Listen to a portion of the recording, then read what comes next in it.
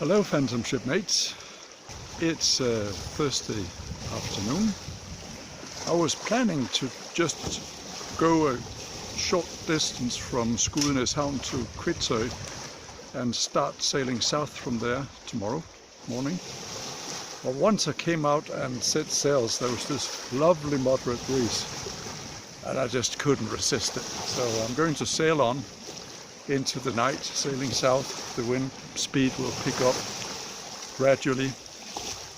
We'll see where I end up when I feel I've had enough. Thursday, 8:30 in the evening, and it won't be long before we get another sunset. At anchor, 5:20 in the morning.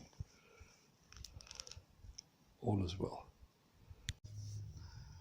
And so, due to my inability to resist favorable winds, what should have been a short hop from Skudeneshavn to Risøya became a 15-hour sail down the coast of Norway to Skadbergvågen near Risøya.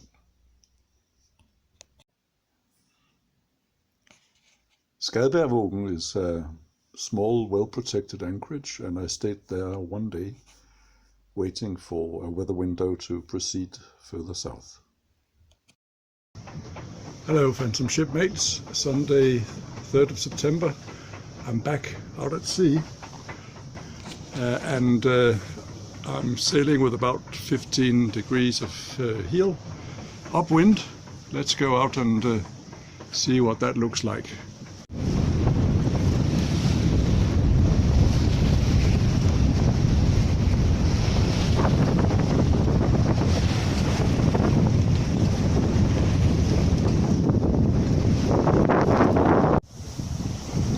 Wind on the beam, speed 7 knots,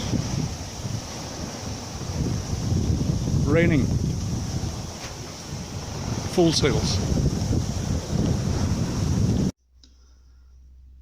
Propelled by these favorable winds, I proceeded to Mandal, past the southern tip of Norway. It was a trip that took 13.5 hours, and the distance sailed was about 72 nautical miles.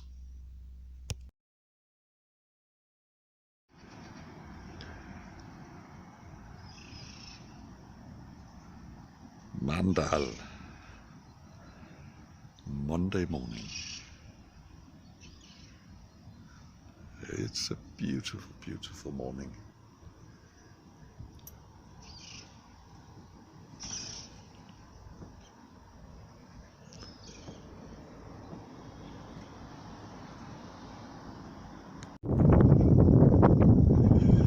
I'm visiting the lookout post of Arendal in Mandal, and you have a fantastic view over the harbour and the approach.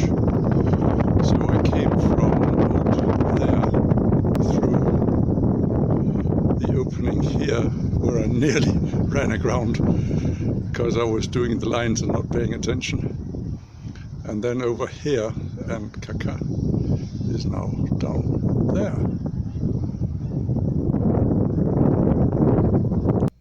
I really liked Mandal, both the town itself and the harbour, which was well protected and well organized. But after a day there of rest, it was time to move on east. And on the way I passed the beach where I nearly ran previously. It's a really nice beach, incidentally. I also went for a swim there. From Mandal I sailed east towards Kristiansand. Leaving Mandal, it was forecast to be a moderate breeze. In fact, it turned out to be a fresh breeze. But it's fine. I've got the full main up, which is really too much, but I'm going to follow now. So That'll be fine, and we're still doing about 6.5 knots on the main alone, which is fine for this distance I'm going to do today. I've now fallen off to almost dead downwind going east, and it's very nice. Kaka is usually super slow, dead downwind, but with a fresh breeze she does kick up 6-7 knots, which is lovely to experience. I just jibed a few seconds ago, and it's a pretty significant jibe because it's really the jibe that will be the southernmost of my rounding of the coast of Norway on my way now heading northeast towards Oslo.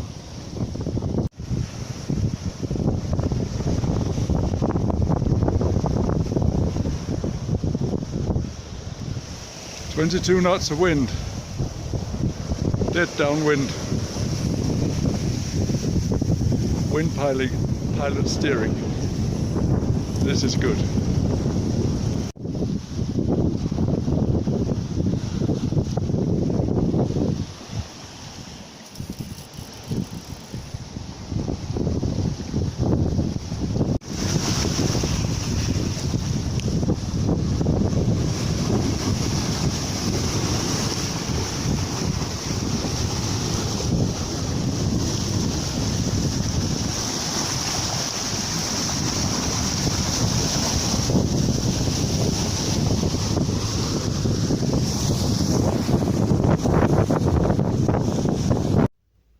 Kristiansand too has a very well protected and well functioning marina, and I spent one glorious summer day, it was in September, there before proceeding east again.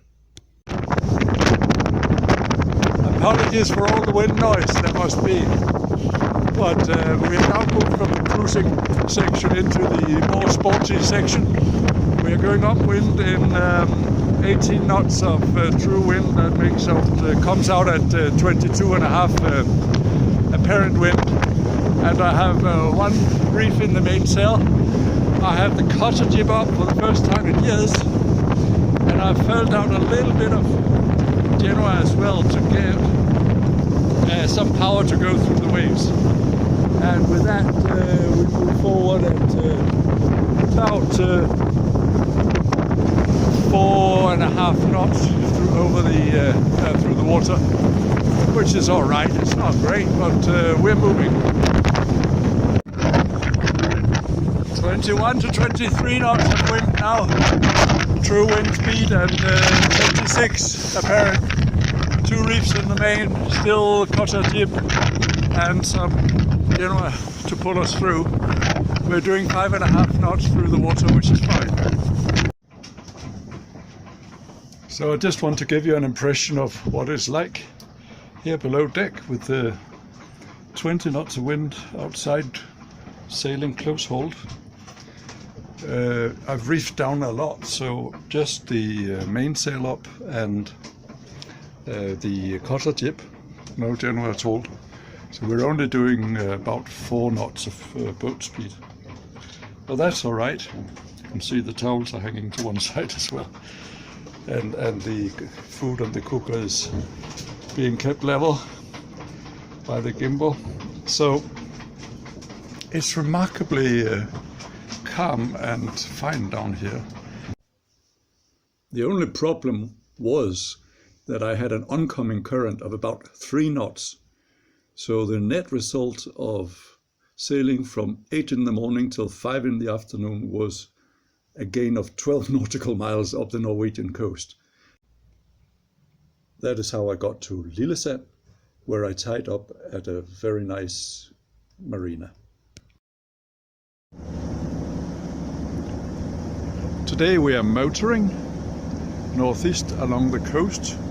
There's not really much wind to sail on, and also there's a counter current So I have fired up the engine and it's doing a very nice job. I hope to do about 40 nautical miles today under engine, so it's a full day of motoring. Approaching Arendal. This really is rather lovely, with a church and lots of pretty houses around, all around. And here's the guest marina in Arendal. Ooh, I wouldn't mind stopping here. It's practically empty and it looks nice. But I have a meeting to make on Tuesday.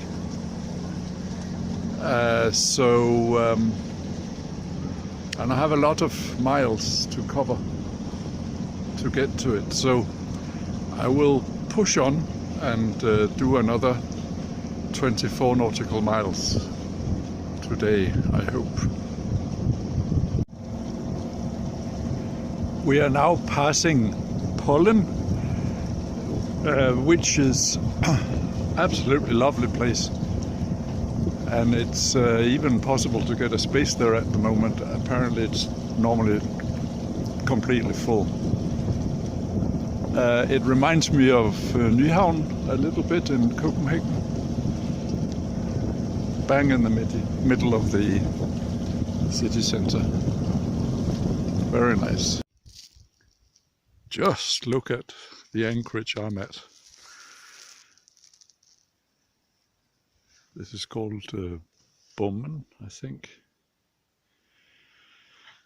And it's completely enclosed, almost completely, with skerries. And across here you have the island Risøya.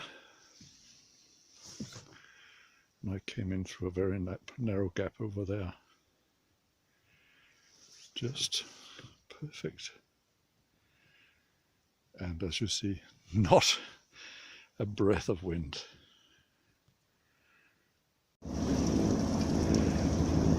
Friday, 8th of September, almost noon.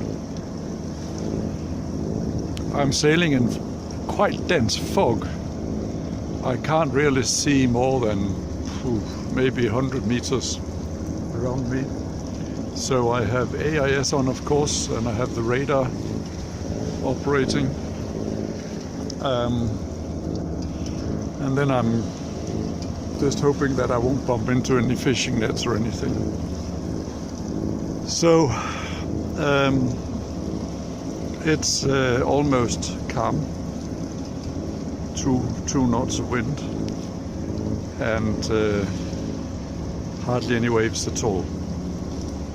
So it'll be motoring all day, I expect, until I reach the entrance of Oslo Fjord. This is where we are at the moment.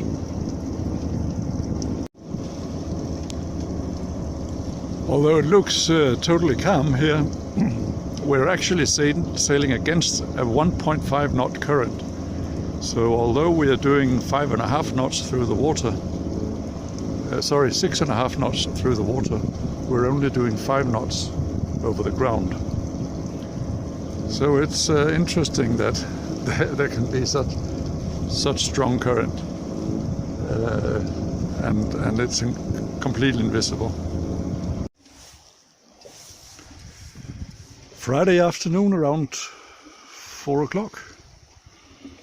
Finally we have some wind, 9 knots of wind, so I could stop the engine and hoist the sails. I'm now doing a broad reach. I even have a bit of following current now, so we're doing 4 knots over the ground, which should bring me to the anchorage in around 2 hours time, 6 o'clock. Visibility has improved up to, I suppose, around a nautical mile or something now, so I've turned off the radar. Saturday morning, 7th of September 2023. I am at anchor in a tiny bay near the harbor of Østre Bolærne or Bolærne. I'm not sure how it's pronounced in Norwegian. It's a nice little harbor, and I thought I would save myself the 425 Norwegian kroner it cost to lie alongside for one night. So I cast the anchor here. I did drop it a little bit too close to the coast, so when I went to bed I was very close to the rocks over there. But I had looked at the weather forecast and checked out that the wind would swing me around during the night, and that's exactly what happened. There wasn't a lot of wind anyway. So everything behaved as forecast, and therefore I was safe and sound, and I was not woken up by any of the alarms I had set. So I'm going to prepare Kaka now for a journey up Oslo Fjord. But before getting onto that, I have to deal with this, the visit of a bird. We have bird shit on the sail and on the deck somewhere over here as well. So I'm going to clean the dirt off the boat and then get going. One of the advantages of using the anchor instead of going into a marina is that it becomes extremely simple to just hoist the anchor and sail away. And in conditions like this, I can even do one better, because I can just hoist the mainsail while I'm still at anchor. Then I don't have to worry about what's in front of the boat, because the boat is facing the wind. So the boat is not going to move, and I can then hoist the anchor, fall off and be off with a minimum of use of the engine.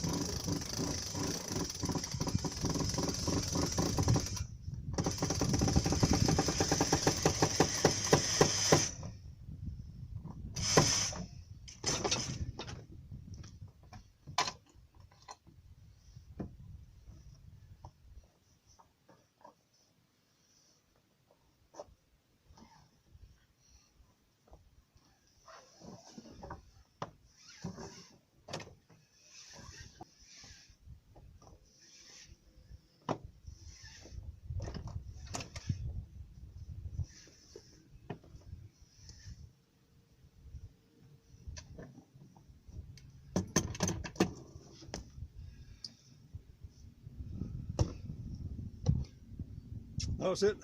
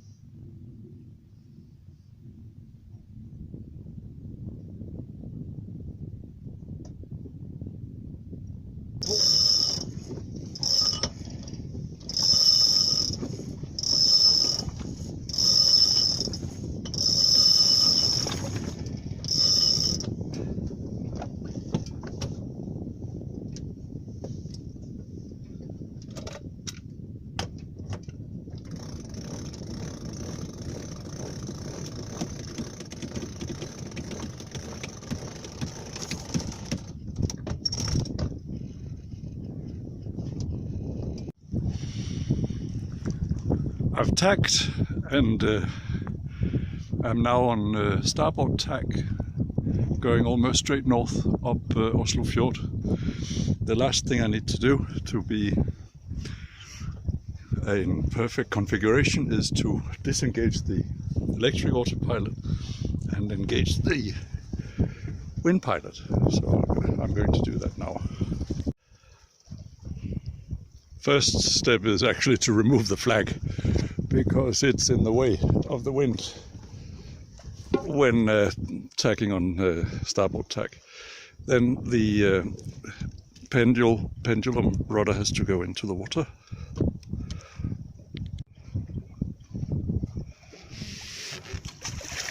Like that.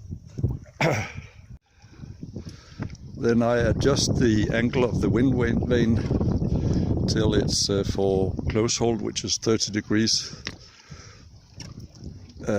It would be thereabouts on the scale, which you see down there. And finally I connect these lines to the steering mechanism.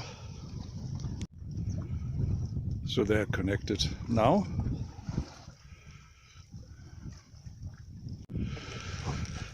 And finally I disengage the autopilot and engage the wind pilot by locking the clutch. And then I'm observing the wind angle. I need to hit a little bit up, so I first hit up to close hold.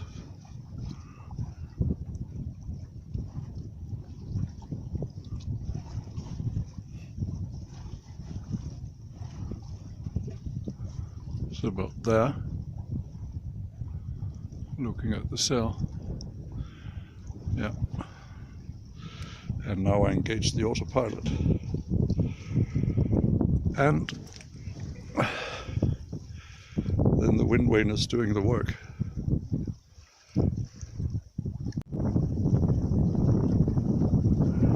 Close hold. Sailing course 340, so not due north, which means I will have to tack as I go north in Oslo fjord, and we are doing 4.28 knots over the ground on 5 knots of true wind. We have some following currents, but still it's very satisfactory.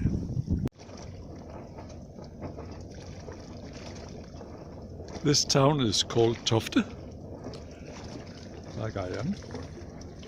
There's a cellulose factory and an industrial harbour, it seems. Well, I had no idea there was a town by that name here. So here I have to pass between these two buoys. Everywhere over here is a reef. You can see it boiling even though there's hardly any wind. So if one went in there, one would certainly run aground. And in fact, it's connected all the way up there. So this is the only way in from the south as far as I can see. I subsequently learned that this reef is actually man-made. It's called Drøbak Jettin, and it was constructed as a defense work, and it played an important role on the 9th of April 1940 when the Germans invaded Norway. It delayed the invasion of Oslo and gave the royal family time to escape. So this is indeed quite a significant reef. So you can see there's a lot of current here. I'm going to read out the depths as we pass through this. 24.7 meters.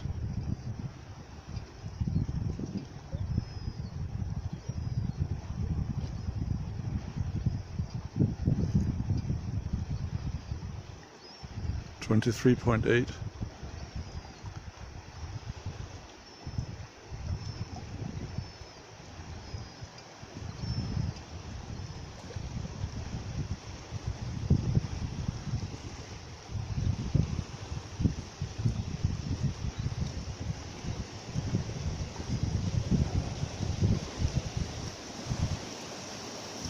$24.1.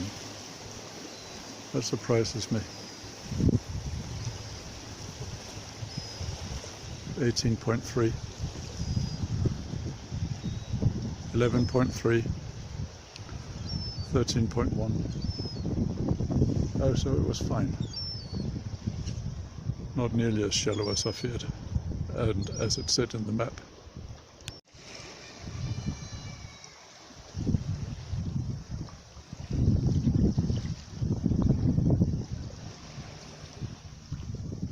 Quarter to 7. I'm now at anchor at Sandspollen. Very nice anchorage. Apparently it can take up to 100 boats.